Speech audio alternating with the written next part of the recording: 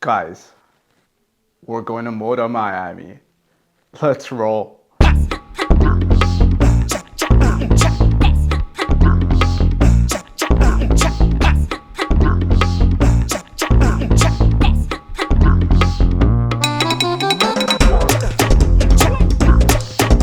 Thursday, February 29th, 6:30 a.m. We took off here from YYZ, headed straight for Fort Lauderdale.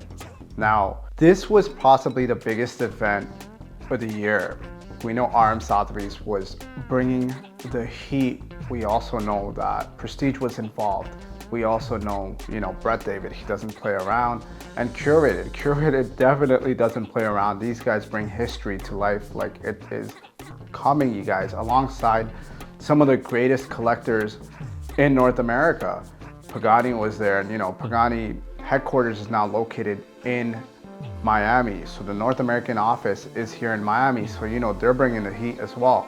So it was insane, and it was kind of overwhelming in my head. I remember on the flight, and I'm like, what are we walking into here? This is supposed to be one of the biggest events of the year. And also on top of that, you had Triple F collection.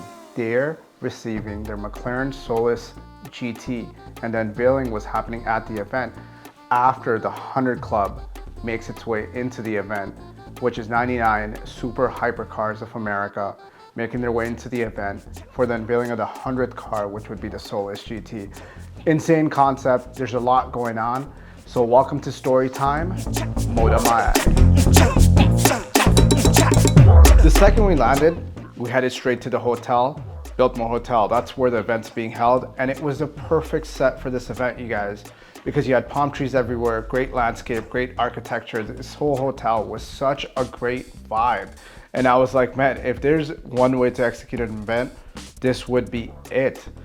We walked in, and the first thing we saw was a WX3 Vector, which was the prototype, which is the coupe number 1.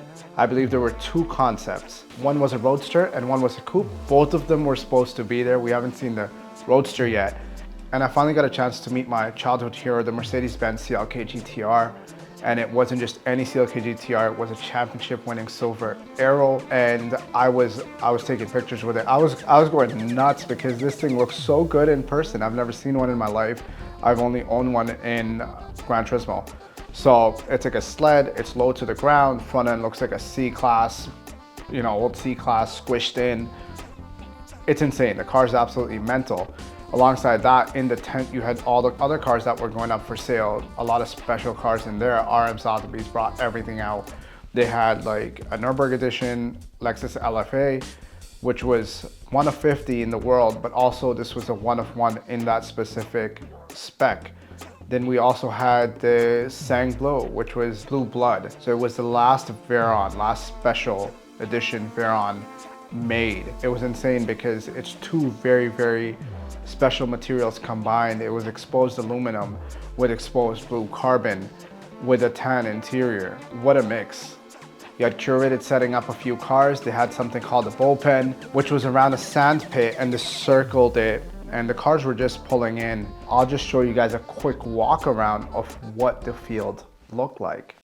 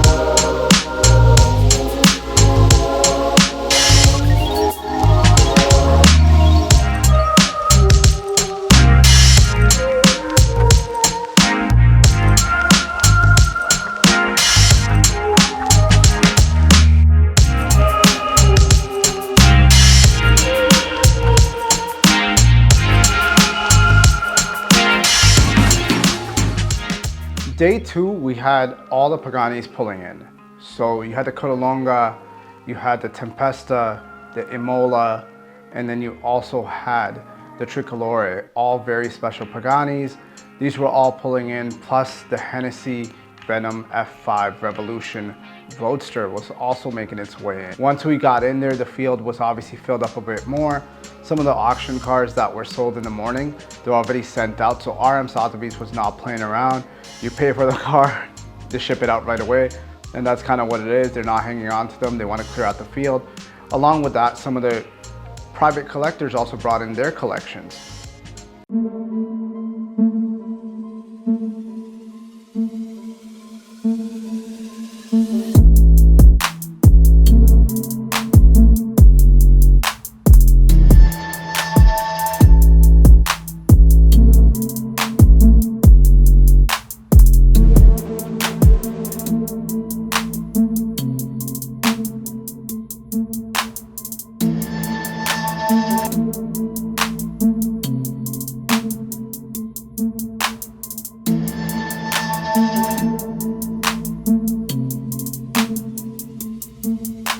We ended up getting a chance to join everybody for the second auction. $2,750,000. He says no, $2,007,000.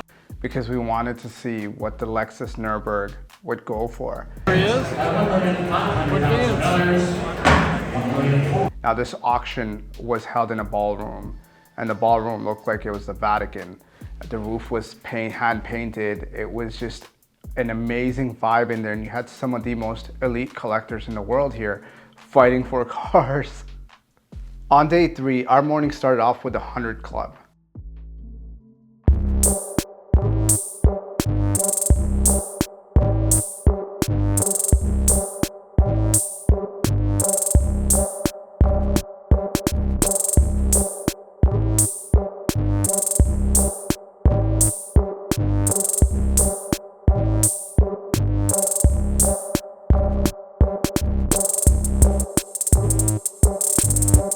After the 99 cars from the 100 Club rolled in, it was time to unveil the McLaren Solus GT.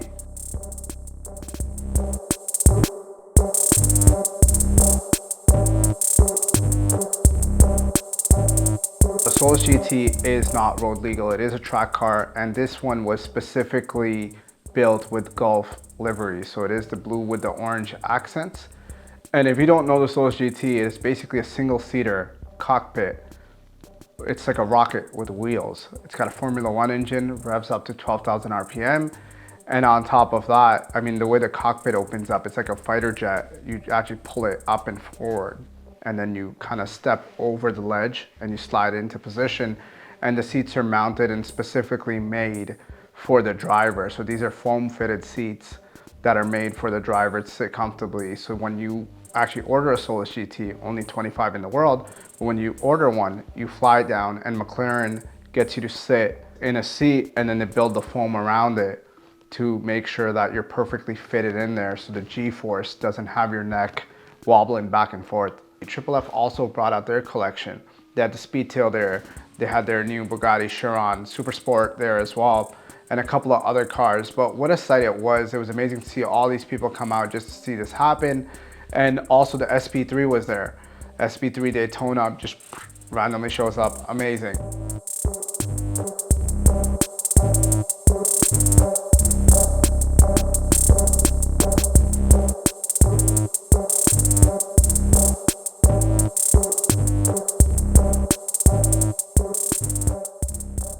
That pretty much sums up my trip for Moda Miami. Thank you guys so much for watching, and I'll see you guys at the next story time.